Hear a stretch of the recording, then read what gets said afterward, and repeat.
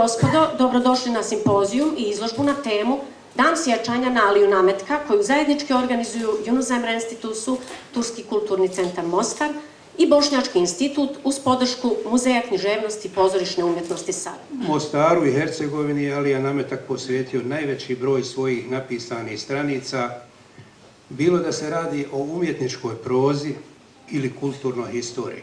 Pored Mostara i Sarajeva, gdje je proveo najveći dio života, veliku ljubav Alija Nametak je gajio i prema Turskoj, a posebnu pažnju je posvećivao potomcima Bošnjaka koji su još za vrijeme austro-ugarske vlasti napustili Bosnu i Hercegovinu i naselili se širom Anadolije. Ovom prilikom ja ću prije svega da vam se zahvalim. Prosto neočekivano ovako velik broj zainteresiranih, posebno vidim mlade većinije, ali je Nametak poznat kao književnik. A nekako je zanemareno da je on u folkloristici pridonio u mnogočemu, ne samo u sakupljanju, u objavljivanju, nego i proučavanju. 1973. godine mama je kupila auto, bubu, i otišli smo prvi put u Tursku na ljeto.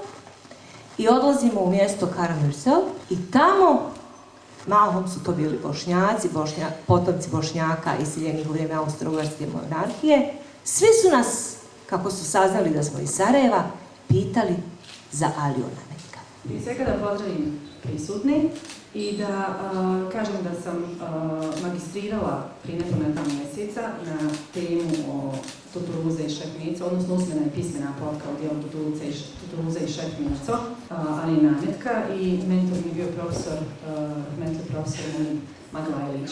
Alija Nametak je bio i moj dedo i imala sam tu privilegiju da sam odrasla uz njega i do svog punoljetstva, kada je preselio na bolji svijet, učila svakodnevno od njega. Alija Nametak rođen je u Mostaru 1906. godine.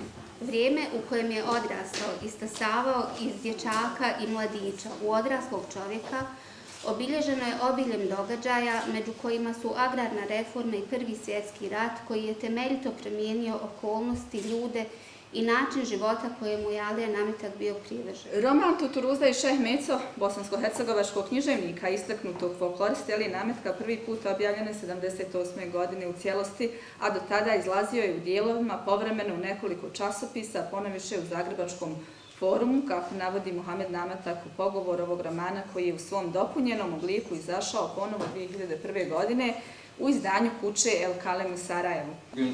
Želio bih se još jednom zahvaliti svima koji su pomogli i olakšali organizaciju ovog današnjeg simpozijuma i izložbe.